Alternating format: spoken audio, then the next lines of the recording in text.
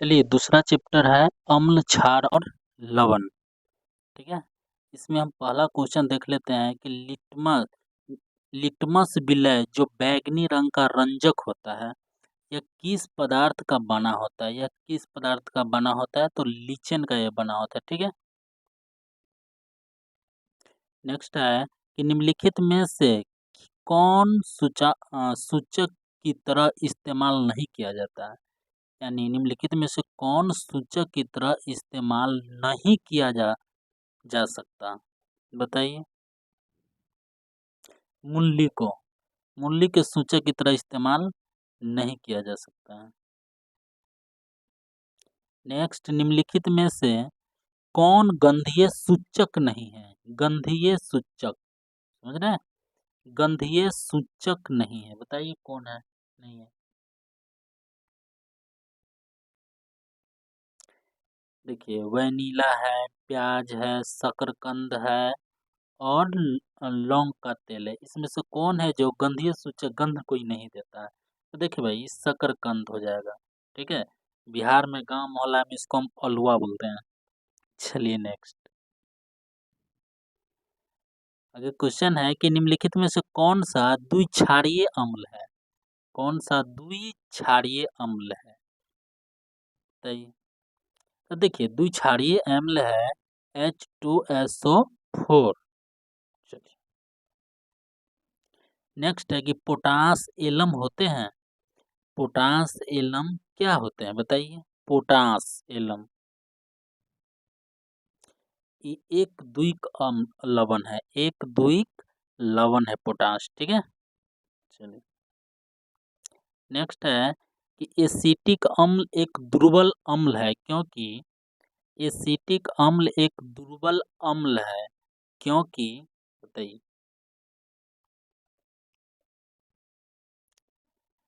ये कम आयनित होते हैं। क्या होते हैं? यह कम आयनित होते हैं। ठीक है, चलिए नेक्स्ट चलते हैं।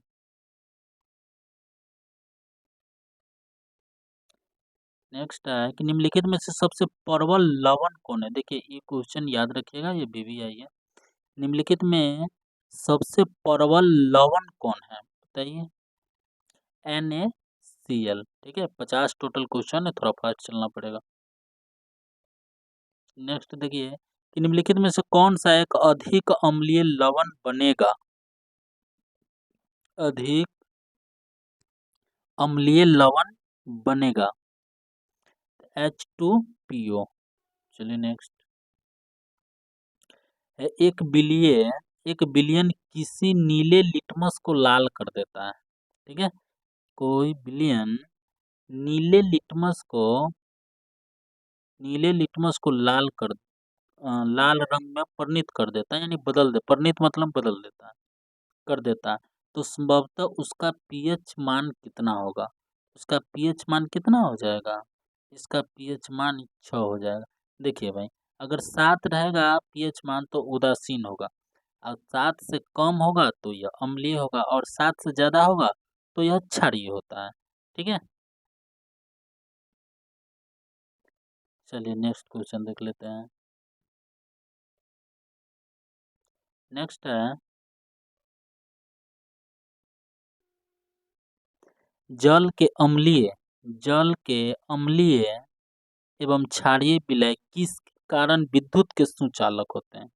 ये किसके कारण विद्युत का क्या हो जाता है? ये सुचालक हो जाता है। ठीक है, देखिए, प्लस H एवं OH दोनों से। ठीक है, इसमें आयन होता है इसीलिए विद्युत का सुचालक होता है। नेक्स्ट है निम्नलिखित में से कौन सा धातु ठंडे जल से अभिक्रिया कर धातु के हाइड्रो ऑक्साइड बनाता है? हाइड्रो ऑक्साइड बनाता है। तो ये सोडियम पोटास है, पोटेशियम है। सोडियम पोटेशियम होना चाहिए, पोटासियम लिखा गया है। सोडियम पोटेशियम है। ठीक है, ये धातु जो ठंडे जल से अभिक्रिया कर लेता है और हाइड्रोक्साइड बना देता है। ठीक है, सोडियम पोटेशियम, याद रखिएगा इनको। चलिए नेक्स्ट, नेक्स्ट है कि निम्नलिखित में से कौन सा विलयन का उपयोग दीवारों की सफेदी करने के लिए किया जाता है? तो दीवारों को अब सफेदी करने के लिए किसका इस्तेमाल करते हैं? COOH का, COOH का। नेक्स्ट है कि निम्नलिखित में से कौन सा बुझा हुआ चूना है? बुझा हुआ चूना है, बताइए। CaO है, बुझा हुआ चूना। नेक्स्ट है कि लवण Na2CO का जलीय विलयन का पीएच मान कितना होगा? जलीय विलयन का पीएच मान कितना होगा? तो कुछ नहीं होगा, लवण उदासीन 7 होगा इसका मान। नेक्स्ट, अगर अम्लीय रहता तो 7 से कम हो जाता और क्षारीय रहता तो 7 से ज्यादा रहता। एसिटिक अम्ल का IUPAC नियम क्या है? IUPAC नियम क्या है, बताइए। क्या है नाम? 15 ए है मेथाइनिक अम्ल होगा, मेथाइनिक अम्ल। चलिए क्वेश्चन का जवाब दीजिए। कौन सा आयन लाल लिटमस को नीला कर देता है? लाल, नीले लिटमस को लाल नहीं, लाल लिटमस को, तो ये क्या होगा बताइए। ये हो जाएगा OH, ठीक है। नेक्स्ट देखिए, कोई विलयन नीले लिटमस पत्र को लाल कर देता है तो उसका पीएच मान संभवतः होगा। नीले लिटमस को लाल कर देता है, बताइए। देखिए तो क्षारीय होगा, क्षारीय होगा तो कितना होगा? 7 से कम, 7 से कम कौन है? 5। नेक्स्ट है कि ऑक्जेलिक अम्ल का प्राकृतिक स्रोत क्या है? यानी ऑक्जेलिक अम्ल में, ऑक्जेलिक अम्ल मिलता है, क्या चीज से मिलता है? ऑक्जेलिक अम्ल, बताइए। ये टमाटर में मिलता है, ठीक है। टमाटर में ऑक्जेलिक अम्ल मिलता है। नेक्स्ट है कि प्लास्टर ऑफ पेरिस का रासायनिक सूत्र क्या है? प्लास्टर ऑफ पेरिस का रासायनिक सूत्र क्या है, बताइए। तो प्लास्टर ऑफ पेरिस का, ये देखिए भाई, ये क्वेश्चन भी आई, ये हमेशा याद कंठस्थ कर लीजिएगा कि प्लास्टर ऑफ पेरिस का रासायनिक सूत्र क्या है, बताइए। ये CaOS 1/2H2O, ठीक है। नेक्स्ट है कि लिटमस विलय जब न तो अम्लीय होता है और न ही क्षारीय, तब यह किस रंग का होता है? न अम्लीय होगा न क्षारीय होगा, तो लिटमस विलयन किस रंग का होगा, बताइए। तो ये बैगनी होगा, ठीक है। न लाल होगा न नीला होगा, ये सिर्फ बैगनी होगा। चलिए नेक्स्ट। नेक्स्ट है कि किसी भी उदासीन विलयन का पीएच मान कितना होता है? तो 7 होता है, ठीक है। चलिए नेक्स्ट। निम्नलिखित में से कौन सा लवण है? निम्नलिखित में से कौन सा लवण है, बताइए। K2SO, K2SO। किस लाल तप्त आयरन का जलवाष्प प्रवाहित करने पर कौन सा यौगिक बनेगा? कौन सा यौगिक बनेगा? Fe2O, Fe2O। नेक्स्ट है कि हमारे शरीर का पीएच कितने पारस के बीच होता है, बताइए। यानी पीएच मान के बारे में पूछ रहा है कि तो हमारे शरीर का जो तापमान होता है वो कितने के बीच में होता है? पीएच मान के बीच में होता है, बताइए। देखिए यह 7 से लेकर और 7.8 तक हमारे शरीर में होता है पीएच मान, याद रखिएगा। 7.0 से लेकर 7.0 से लेकर या 7.8 तक होता है, ठीक है, हमारे शरीर में पीएच मान। नेक्स्ट है कि बेकिंग सोडा का रासायनिक अनुसूत्र क्या है? बेकिंग सोडा का रासायनिक सूत्र क्या है? NaHCO। नेक्स्ट। नेक्स्ट है निम्नलिखित में से कौन सा विजातीय यौगिक है? विजातीय मतलब होता है अलग अलग, ठीक है, अलग अलग प्रकार का। विजातीय मतलब अलग अलग प्रकार का, ठीक है। तो प्लास्टर ऑफ पेरिस।